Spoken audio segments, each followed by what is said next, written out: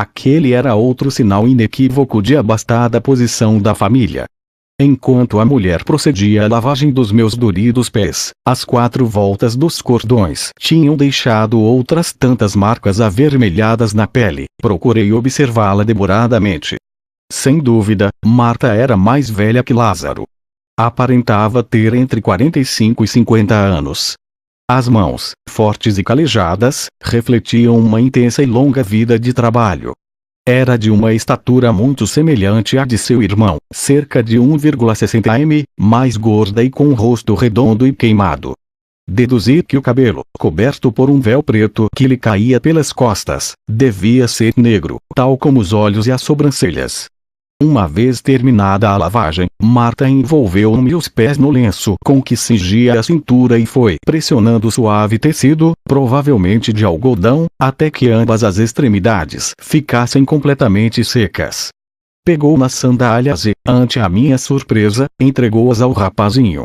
Fiquei em silêncio, imaginando que a boa mulher mandara limpá-las. Quando pensava que a operação tinha terminado, Marta rogou-me que arregaçasse as mangas da minha túnica. Obedeci, com extrema delicadeza, agarrou-me as mãos, pondo-as por cima do vaso. Sobre elas verteu a água que restava na jarra, convidando-me a que as esfregasse energicamente. Por fim, secou-as, pondo de lado o vaso. Nesse instante, a senhora da casa, que continuava ajoelhada na minha frente, levou a mão a um fino cordão que lhe rodeava o pescoço, extraindo de entre os seios uma bolsinha de pano, de cor azeviche. Abriu-a, despejando o conteúdo na palma da mão esquerda. Tratava-se de um punhado de suaves e diminutos grânulos, em forma de lágrimas que cintilavam à luz das candeias. Marta esfregou aquela substância, de aspecto gomo resinoso, em cada um dos meus pés. Depois, fez o mesmo com as mãos, devolvendo o aromático produto à bolsa.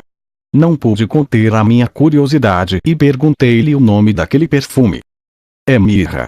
Nos dias que se seguiram à minha saída do módulo, pude saber que muitas das mulheres israelitas, em especial as das classes média e alta, traziam por baixo da túnica, tal como Marta, aquelas bolsinhas de mirra. Aquilo proporcionava-lhes uma permanente e agradabilíssima fragrância. Tanto a mirra como o aloés, a erva do bálsamo e outras resinas aromáticas eram consumidas com grande profusão pelo povo judeu, que as utilizava não só para aromatizar os templos, mas também na higiene pessoal, no lar e mesmo no leito. Marta e o menino abandonaram a quadra e eu, agradecido e aliviado, nas minhas indagações. Durante aqueles dias na Palestina, verifiquei que, embora muitas destas plantas que serviam de base à fabricação de perfumes se cultivassem em solo israelita, a maioria provinha, originariamente, de outros países. O incenso, por exemplo, que se obtinha da boswellia, peregrinara desde a Arábia e Somália. E o mesmo acontecera com a comipora mirra ou a árvore da mirra. O aloés, por seu lado, viera da ilha de Socotor, na embocadura do Mar Vermelho. Quanto ao apreciado bálsamo, cuja erva é conhecida entre os botânicos como comipora opobalsamum, segundo parece, em princípio, foi originária da Arábia. No entanto, como muito bem afirma Ezequiel 27,17, Judeia e Israel forneciam a Tiro perfumes, mel, azeite e bálsamo. A explicação estava no dos livros do historiador judeu romanizado, Flávio Jósefo. As sementes da erva do bálsamo tinham chegado até a Palestina em tempos do rei Salomão e foram, segundo Jósefo, um dos muitos presentes da mítica rainha do Sabá a Salomão. No dia seguinte, sexta-feira, 31 de março, eu mesmo teria a oportunidade de comprovar como Jesus entregava a Marta e a Maria uma preciosa oferta: ervas de bálsamo, provenientes das férteis planícies de Jericó. O Papai Noel me confirmaria igualmente que, no ano 60, Tito Vespasiano ordenara que fossem protegidas com uma guarda especial as plantações de bálsamo de Jericó. 1000 anos mais tarde, os cruzados que entraram em Israel não encontraram rastro algum de tão valiosa planta.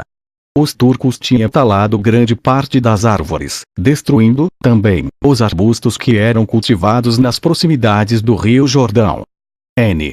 Do M. Naquela noite, no meu último contato com o módulo, Eliseu esclareceu-me o significado de Arxerez.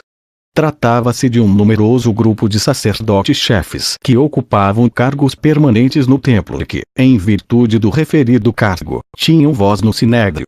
Papai Noel trouxe documentação complementar, Atos dos Apóstolos, 4, 5, 6, Antiguidades, de Jósefo, XX8, 11, 189 SGPS. Na qual se especifica que o chefe supremo do templo e tesoureiro eram membros do sinédrio. O número mínimo deste grupo era de um sumo sacerdote, mais um chefe supremo do templo, mais um guardião do templo, sacerdote, mais 3 tesoureiros. Quer dizer, 6. A este número mínimo teriam de acrescentar-se os sumos sacerdotes cessantes e os sacerdotes guardiões e tesoureiros. O sinédrio, portanto, era formado por 71 membros. O computador central do módulo confirmou o nome de Ben Belai como um dos chefes do templo, com o cargo concreto de esbirro, escrito rabínico Shekalim, V1-2. Este personagem estava encarregue, entre outros mistérios, de açoitar, por exemplo, os sacerdotes que tentavam fazer trapaças no sorteio das funções do culto. Outra das suas funções era a fabricação e colocação das mechas, que se confeccionavam com os calções e cinturões velhos dos sacerdotes. Do M. Juntei-me ao grupo. Lázaro atiçava o fogo. Na minha mente fervilhavam tantas perguntas que nem soube por onde reatar a conversa. Desejava conhecer a doutrina e a personalidade do mestre da Galileia, mas também sentia uma aguda curiosidade por aquele exemplar único. Um hebreu devolvido à vida, depois de morto e enterrado. Como também não podia desperdiçar aquela oportunidade, que não podia ser melhor programada. Além do mais, no esquema de trabalho do General Curtis, roguei ao meu amável anfitrião que me desfizesse algumas dúvidas em torno do conhecido milagre de Jesus. Na minha qualidade de médico, e apesar dos textos evangélicos e dos numerosos comentários que recolhera até aquele momento, era para mim muito difícil imaginar sequer que aquele homem tivesse sofrido o que hoje conhecemos por morte clínica e que, para cúmulo, vários dias depois do seu falecimento, outro homem o tivesse arrebatado ao sepulcro. "Que deseja saber?" respondeu Lázaro, sem deixar de trabalhar no fogão. Mesmo com o perigo de parecer impertinente, coloquei a minha primeira dúvida com a astúcia suficiente para provocar a loquacidade dos que ali estavam reunidos. "Não podia acontecer que estivesses dormindo?" Lázaro esqueceu a chaminé e, olhando-me com dureza, replicou: "É melhor que sejam eles a responder a essa pergunta." Os seus amigos ficaram em silêncio. Por um momento, cheguei a pensar que tinha forçado a situação. Mas, finalmente, um deles, em tom compreensivo, agarrou o fio da conversa. "É natural que duvides. Tu, como muitos outros, não estavas aqui quando, nos últimos dias de fevereiro, o nosso irmão Lázaro adoeceu com grandes febres. Apesar dos cuidados de suas irmãs e das prescrições dos sangradores vindos de Jerusalém, o mal foi aumentando sempre. A sua fraqueza chegou a tal extremo que não era capaz de segurar nas mãos uma escudela de leite. Nem sequer o médico do templo, Ben Agiat, pôde dar-lhe remédio. O mestre não se encontrava na Judéia e a família, à vista de tão grave doença, tomou a decisão de enviar um mensageiro para lhe rogar que sarasse o seu amigo. Contudo, poucas horas depois da partida do cavaleiro, Lázaro morreu. Eliseu confirmaria horas depois que, segundo uma das duas listas contidas no escrito rabínico Shekalim V1-2, o nome de Ben Agia correspondia, com efeito, a um dos chefes do templo, com o cargo específico de médico. O computador deu a seguinte informação: encarregado dos doentes do ventre.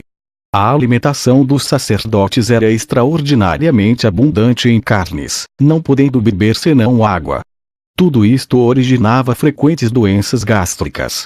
Papai Noel remetia-nos para uma mais completa informação, para um manuscrito de Erfurt, atualmente em Berlim. 2 dias depois, ao assistir à desconcertante entrada triunfal de Cristo em Jerusalém, tive oportunidade de comprovar como na chamada parte baixa da cidade, uma das profissões artesanais era precisamente a de médico. Os sangradores, a que os companheiros de Lázaro se referiam, encontravam-se concentrados numa das ruas, aliás, tal como os restantes humanos ou artesãos, e ali desempenhavam o seu ofício, que ia da cirurgia à circuncisão, passando pela receita de ervas medicinais, extração de dentes e, até, o corte de cabelo e barba. N. Do M. Recordai-vos da data? Intervim. Como esquecer o dia do falecimento de um amigo? O luto caiu nesta casa nas últimas horas da tarde de domingo, 5 de março. Isso significa, e interrompi novamente o meu interlocutor, que Lázaro já tinha morrido quando o mensageiro encontrou Jesus, efetivamente. O rabi encontrava-se então na cidade de Betabara, em Pereiat, e, embora o emissário cavalgasse toda a noite, Jesus só recebeu a notícia no dia seguinte, segunda-feira. Há qualquer coisa que não entendo. O mensageiro tinha a ordem de rogar ao mestre que acorresse a Betânia? Não.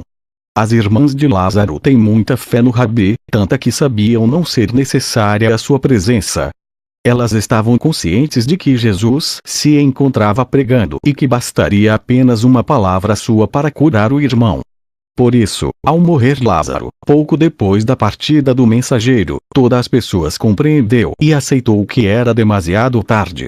O que se tornou incompreensível, mesmo para Marta e Maria, prosseguiu o meu narrador com voz triste, pela triste recordação daqueles momentos, foi a resposta de Jesus ao emissário. Quando este regressou a Betânia na manhã de terça-feira, garantiu uma e outra vez ter ouvido dizer ao rabi que aquela doença não conduzia à morte. Todos, como te disse, crentes ou não, ficamos desconcertados. Ninguém conseguia compreender por que razão Jesus, o grande amigo da família, não dava sinais de vida. Ao saberem da morte de Lázaro, muitos dos seus familiares e amigos das aldeias próximas, bem como de Jerusalém, puseram-se a caminho para acompanharem as irmãs em tão triste momento.